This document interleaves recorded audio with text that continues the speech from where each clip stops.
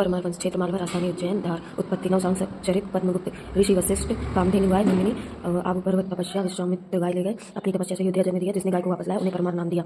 पृथ्वीराज राशो जन्म बरदाई वशिष्ठ ऋषि ने माउंट आबू पर यज्ञ किया। इसी यज्ञ कुटी से 3 योद्धा निकले प्रतिहार परमार चालुक्य। फिर एक और वंश अपने कुंड से निकला चामन क्योंकि वो असुरों को पराजित नहीं कर पा रहे थे।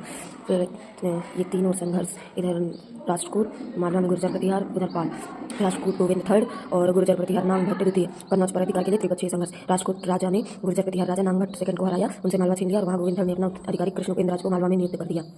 परमार वंश का संस्थापक कृष्ण उपेंद्र राज राजकोट राजा गोविंद थर्ड का सामंत दरबार में सीता कवयित्री कृष्ण उपेंद्र राज के बाद बैरी सिंह सीएक फर्स्ट वागपति फर्स्ट फिर बैरी सिंह सेकंड। इसने कुंतल देश कर्नाटक जीता था रमठो को जीता महाराष्ट्र में उपाधि वज्रत स्वामी सीएक सेकंड श्री हर्ष उपाधि महाराजाधिराज महामंडलिक चूड़ामणि सिंह दत्त भट्ट विजय अभियान राष्ट्रकूट राजधानी मान्यखेत शासक खोटिंग पर आक्रमण किया सीएक सेकंड ने और जीत हासिल की। परमार वंश का प्रथम स्वतंत्र राजा खेटक मंडल गुजरात के चालुक्य राजा योगराज को पराजित किया। हूण मंडल जीता चंदेल राजा यशोवर्मन से पराजित हुआ। सीएक सेकंड के 2 पुत्र वागपति सेकंड मुंज सेकंड सिंधु राजपुत्र भोज परमार वागपति सेकंड मुंज युवराज घोषित किया। वागपति मुंज उपाधि कविवृष पृथ्वी वल्लभ श्री वल्लभ उत्पल अमुक वर्ष सैनिक उपाधियां उपलब्धियां गोहिल वंश राजा शक्ति कुमार मेवाड़ चित्तौड़गढ़ को हराया व चित्तौड़गढ़ जीत लिया। चालुक्य नरेश को पराजित किया। हूण मंडल को पराजित किया। नाडोल के चौहान राजस्थान को हराया। कलसुरी शासक युवराज सेकंड को हराया। कल्याणी के चालुक्य राजा तैलप सेकंड को 6 बार पराजित किया। 7वीं बार तैलप सेकंड ने पराजित किया व सार्वजनिक रूप से फांसी दी। दरबारी परिमल गुप्त पद्मगुप्त नौशांग चरित सिंधुराज के दरबार में धनिक यशो रूपावलोक धनंजय 10 रूपकम हलायुध भट्ट अभिधान रत्नमाला ब्राह्मण सर्वस्व निर्माण कार्य धार में मुंजसागर तालाब का निर्माण कराया। सेनापति रुद्रादित्य सिंधुराज सहशांक विक्रमादित्य कल्याणी के चालुक्य राजा सत्याशय को पराजित किया।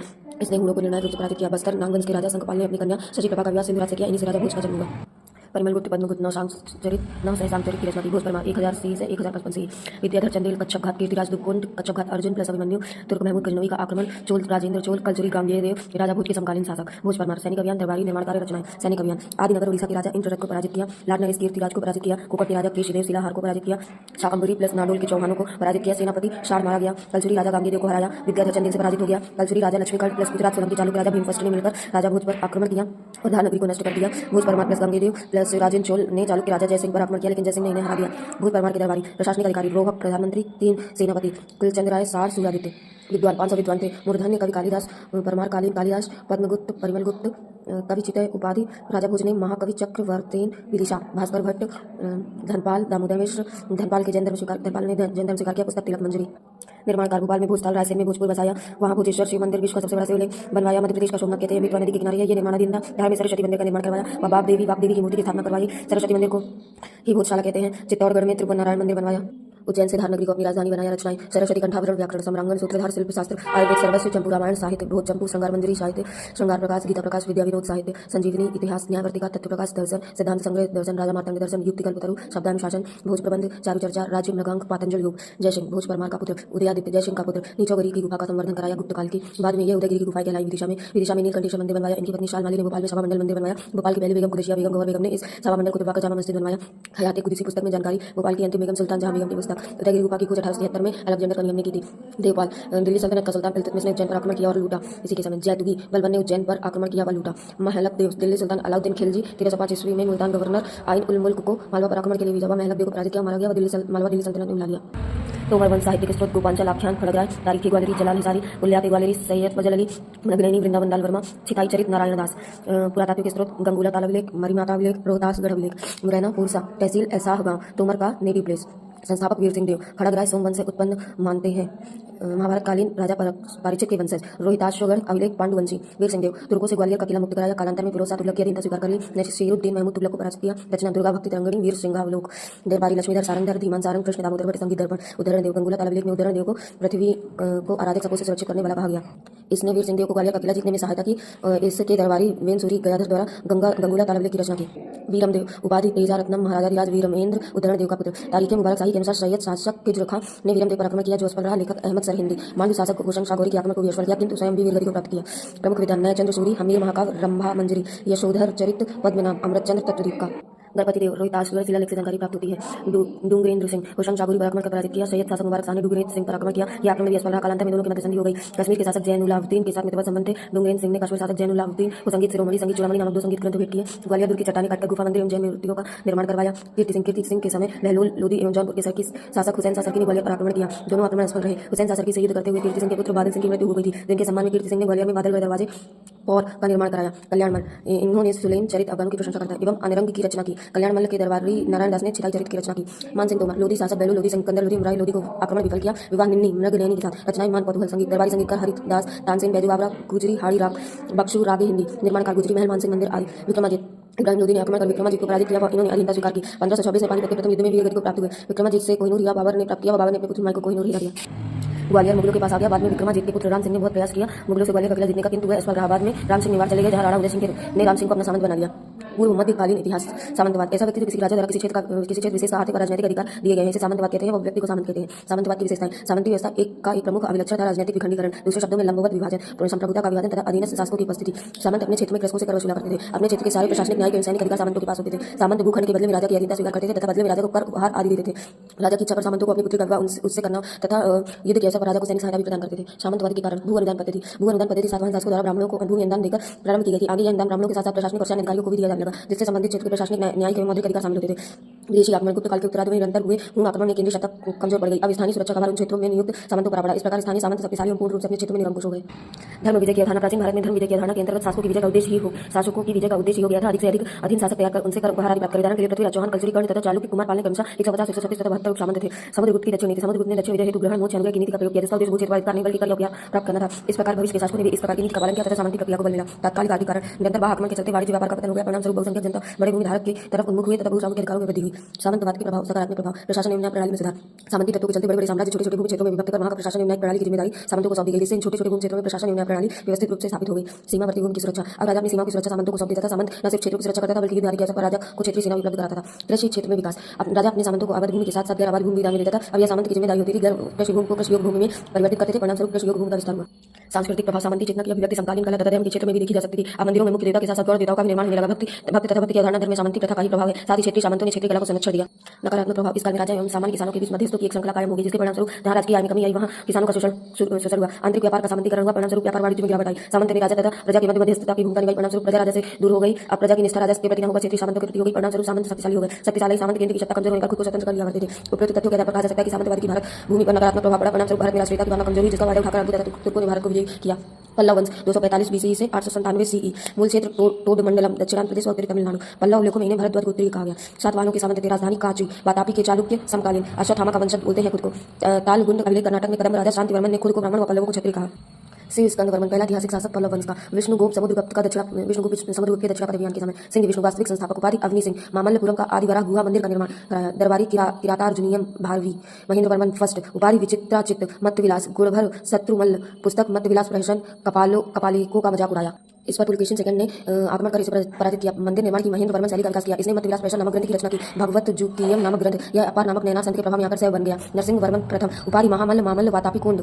महाबलीपुरम नामक नगर की स्थापना की। महाबलीपुरम के रथ मंदिरों का निर्माण कराया, जिनकी संख्या 7 है। इन्हें सप्तरथ मंदिर या सप्त पैगोडा या शोर तटीय मंदिर कहते हैं। मंदिर निर्माण शैली मामल्ल शैली। सबसे बड़ा मंदिर धर्मराज मंदिर, सबसे छोटा मंदिर द्रौपदी मंदिर। पुलकेशिन सेकंड को चालुक्य नरेश पराजित किया। इसके राज्यकाल में हेनसांग ने कांची की यात्रा की। हेनसांग ने पल्लव प्रदेश को रत्नों का आकार कहा है। सीयूकी में महेंद्रवर्मन सेकंड चालुक्य शासक विक्रमादित्य से पराजित होकर मृत्यु को प्राप्त। परमेश्वरवर्मन सेकंड चालुक्य शासक विक्रमादित्य से पराजित। महाबलीपुरम का प्रसिद्ध गणेश मंदिर बनवाया। उपाधि विधा विनोद पल्लव महेश्वर। नरसिंहवर्मन सेकंड राज सिंह। उपाधि आगमन प्रिय बाद विद्याधर वीणा नारद। इसने कैलाशनाथ मंदिर राज सिद्धेश्वर का निर्माण किया। मंदिर निर्माण की राज सिंह शैली का प्रारंभ किया। ऐरावतेश्वर मंदिर का निर्माण 10 कुमार चरितम का लेखक दंडी निषेध के दरबार में था। परमेश्वर सेकंड विक्रमादित्य सेकंड ने पराजित किया। नंदीवर्मन सेकंड इसके शासन में पल्लव राजपूत संघर्ष प्रारंभ हुआ। नंदीवर्मन थर्ड इसके राजा समय तमिल कवि परेंद्र वनार रहते थे, जिन्होंने महाभारत का तमिल अनुवाद भारत विड़वा नाम से किया। इस वंश का अंतिम शासक अपराजित वर्मन, जिसकी हत्या चोल शासक आदित्य फर्स्ट ने कर दी थी। पल्लवकालीन कला एवं स्थापत्य। पल्लव शासकों को श्रेय दिया जाता है, जिन्होंने स्थापत्य कला को 15 एवं काष्ठ कला से मुक्त किया। पल्लव शासकों के अंतर्गत स्थापत्य की 4 शैलियां विकसित हुई परशुराम के अनुसार। महेंद्रवर्मन शैली, मामल्ल शैली, राजसिंह शैली, अपराजित नंदीवर्मन शैली, महेंद्रवर्मन शैली। इस शैली का विकास पल्लव नरेश महेंद्रवर्मन के शासनकाल में हुआ। इस शैली में पहाड़ों को काटकर मंडपों का निर्माण किया जाता था। ये मंडप मंदिर साधारण स्तंभ युक्त बरामदे थे, जिनकी पिछली दीवार में एक या अधिक कक्ष बनाए गए थे। उनके पार्श्व में गर्भगृह होता था। शैव मंडप के गर्भगृह में लिंग तथा वैष्णव मंडप के गर्भगृह में विष्णु की प्रतिमा स्थापित रहती थी। मंडप मंदिरों के बाहर बने मुख्य द्वार पर द्वारपालों की मूर्तियां मिलती हैं। उदाहरण पल्लववरम का पंच पांडव मंदिर, मंडपट्ट का त्रिमूर्ति मंडप मंदिर, वराह मंदिर, महेंद्रवाड़ी का महेंद्र विष्णु ग्रह मंडप मंदिर आदि। मामल्ल शैली। इस शैली का विकास पल्लव शासक नरसिंहवर्मन प्रथम के काल में हुआ। इस शैली में मंडप प्रकार के मंदिरों के साथ साथ रथ प्रकार के मंदिरों का विकास हुआ। रथ प्रकार के मंदिरों में प्राकृतिक चट्टानों को काटकर जिन एकाश में रथ आकार के मंदिरों का निर्माण किया, उन्हें रथ मंदिर कहा गया। उदाहरण महाबलीपुरम के रथ मंदिर, धर्मराज रथ मंदिर सबसे बड़ा, भीम अर्जुन नकुल सहदेव द्रौपदी रथ मंदिर एवं गणेश पिडाई बलय कुट्टय रथ मंदिर प्रमुख है। राजसिंह शैली। इस शैली का विकास पल्लव नरसिंहवर्मन द्वितीय राज सिंह के समय हुआ। इस शैली में मंदिरों का निर्माण पहाड़ों को न काटकर बल्कि पत्थरों तथा ईंटों की सहायता से स्वतंत्र रूप इमारती के मंदिर की तरह हुआ। राजसिंह शैली में द्रविड़ शैली की सभी विशेषता जैसे प्रांगण, गोपुरम, स्तंभ युक्त मंडप, विमान आदि देखने को मिल जाएंगी। उदाहरण कांचीपुरम का कैलाश मंदिर तथा महाबलीपुरम के तटीय शिव मंदिर। नंदीवर्मन शैली अपराजित शैली। इस शैली में अपेक्षाकृत छोटे मंदिरों का निर्माण हुआ, जिनमें प्रमुख है कांची स्थित मुक्तेश्वर मंदिर एवं मतंगेश्वर मंदिर का निर्माण किया। इस शैली का विकास नंदीवर्मन के शासनकाल में हुआ। इन मंदिरों में स्तंभयुक्त मंडप तथा वृत्ताकार शिखर प्राप्त होते हैं। चालुक्य वंश वातापी बादामी के चालुक्य कर्नाटक, वेंगी के चालुक्य आंध्र प्रदेश, कल्याणी के चालुक्य महाराष्ट्र, सोलंकी के चालुक्य गुजरात, बादामी वातापी के चालुक्य बादामी बीजापुर कर्नाटक। प्रारंभिक जो शासक जयसिंह तथा रणराग थे, कदम्बों के सामंत, कदम की राजधानी प्रवासी पुलकेशिन फर्स्ट वास्तविक सामंत, उपाधि श्री पृथ्वी वल्लभ तथा श्री वल्लभ स्वतंत्र शासक दुर्ग का निर्माण किया। कीर्तिवर्मन फर्स्ट एहोला के अनुसार वातापी का निर्माता कीर्तिवर्मन फर्स्ट को कहा गया। मंगलेश कीर्तिवर्मन का भाई मंगलेश और कीर्तिवर्मन के पुत्र पुलकेशिन सेकंड के मध्य युद्ध मंगलेश कुमार का गद्दी पर बैठा। पुलकेशिन सेकंड उपाधि परमेश्वर दक्षिणापद स्वामी शक्ति श्री पृथ्वी वल्लभ महाराज सर्वाधिक शक्तिशाली राजा हर्षवर्धन को नर्मदा के युद्ध में हराया। एहोल अभिलेख के लेखक रवि कीर्ति ने अपनी कला कालिदास व भारवी से की। इसने पल्लव नरेश महेंद्र वर्मन को पराजित किया व अपने भाई विष्णुवर्धन को आंध्र प्रदेश का हिस्सा दे दिया। नरसिंह वर्मन फर्स्ट ने पुलकेशिन द्वितीय को पराजित किया व वातापी को नष्ट कर दिया। यानी शासक खुसरो सेकंड का दूत पुलकेशिन सेकंड के दरबार में आया। यह चित्र अजंता की गुफा नंबर 1 में दिखाया गया, जिसमें पुलकेशिन द्वितीय दूत का स्वागत करते दिखाई दे रहा है। हिंसा पुलकेशिन द्वितीय के समय वातापी आया। विक्रमादित्य फर्स्ट इसने बादामी को पल्लवों से पुनः वापस छीना। इसे 3 समुद्रों के बीच की भूमि का स्वामी कहा जाता था। चोल शेर पांड्यों को भी पराजित किया। विनयादित्य उपाधि भट्टारक राजाश्रय युद्धमल। विक्रमादित्य सेकंड इसने पल्लव नरेश नंदीवर्मन को पराजित किया और कांचीन कोंड की उपाधि धारण की। इसी के शासनकाल में अरब आक्रमण को इसने के भतीजे पुलकेशिन ने विफल किया, जिससे प्रसन्न होकर विक्रमादित्य सेकंड ने पुलकेशिन को अवनी जनाश्रय व चालुक्य कुलांकार की उपाधि दी। कीर्तिवर्मन सेकंड अंतिम शासक, इसके सामंत दंतिदुर्ग व कृष्ण फर्स्ट राजपूत ने इसका अंतकर राजपूत वंश की स्थापना की। बादामी के चालुक्यों के शासनकाल में मंदिर निर्माण की शैली वेश्यर की उत्पत्ति हुई। चोल वातापी के चालुक्य के बाद राष्ट्रकूट, फिर कल्याणी चालुक्य, फिर यादव, काकतीय, फिर अलाउद्दीन खिलजी। पल्लव के बाद चोल, होशल वंश, पांड्य वंश। चोल 846 से 1279। राजधानी तंजौर, राजकीय चिन्ह बाग विजयालय। चोल उपाधि नरकेसरी, तंजय कोंड, सामंत राजा पल्लव का। इसने तंजौर को राजधानी बनाकर यहाँ निशुंग देवी दुर्गा का मंदिर बनवाया। आदित्य फर्स्ट इसने अंतिम पल्लव राजा अपराजित वर्मन को श्रीपुरम्बियम के युद्ध में हराकर तोंडमंडलम पर अधिकार कर पल्लवों का अंत किया। चोल वंश का पहला स्वतंत्र शासक, इसने गंग राजाओं के साथ साथ पांड्य को पराजित कर मगुरै कोंड की उपाधि धारण की। इसके तपोलम लेख से सूर्यग्रहण की जानकारी प्राप्त होती है। परांतक फर्स्ट उपाधि वीर चोल, इसने वेलूर के युद्ध में पांड्य एवं सिंघल के राजाओं की संयुक्त सेना को पराजित कर दिया। परांतक फर्स्ट ने राजपूत शासक कृष्ण थर्ड ने 949 ईस्वी में तपोलम के युद्ध में पराजित कर तोंडमंडलम पर अधिकार कर लिया। परांतक फर्स्ट के 919 से 921 ईस्वी के उत्तर मेरू अभिलेख से स्थानीय प्रशासन की जानकारी प्राप्त होती है। परांतक फर्स्ट को शिव के चरक कमलों का भ्रमण कहा जाता है।